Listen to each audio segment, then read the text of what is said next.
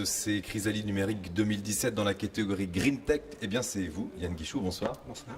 Pour l'entreprise Eodine qui a fait un carton dans les jurys. On vous prédit un avenir phénoménal. Quelle est cette idée géniale? J'espère que le jury ne se trompe pas.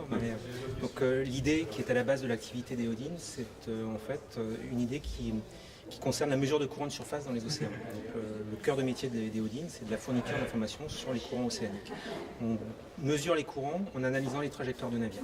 Donc c'est une technologie qui repose sur le numérique, c'est-à-dire qu'on est capable de récupérer en temps réel des informations sur la position, le cap des navires à l'échelle de la planète, et donc d'en déduire grâce à une analyse type machine learning, enfin tous les anglicismes qu'on utilise habituellement pour décrire les technologies numériques à grande échelle en fait. Donc on est capable, grâce à un algorithme, de traiter ces données numériques et de calculer justement les courants marins avec une couverture totalement inédite. Ça peut permettre de réguler la consommation en carburant des navires, par exemple, pour choisir une trajectoire moins consommatrice? Exactement, donc au niveau des applications, il y en a un certain nombre.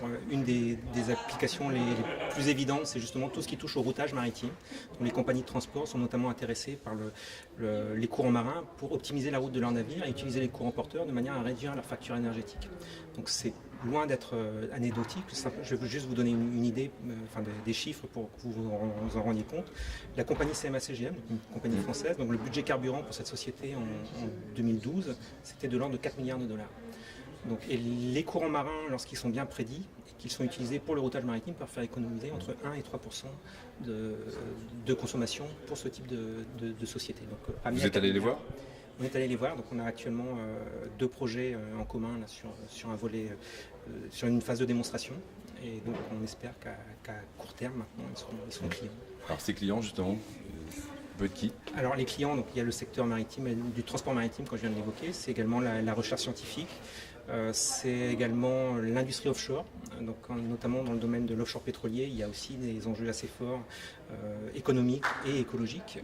Juste encore un autre exemple, dans le golfe du Mexique, l'incident Deepwater dont on a beaucoup entendu parler il y a quelques années, qui n'était pas lié à des courants mais qui pourrait se produire de la même manière du fait d'un courant qui viendrait perturber les opérations de forage, c'est pour la société BP une facture de l'ordre de 20 milliards de dollars, sans compter l'impact écologique de la marine.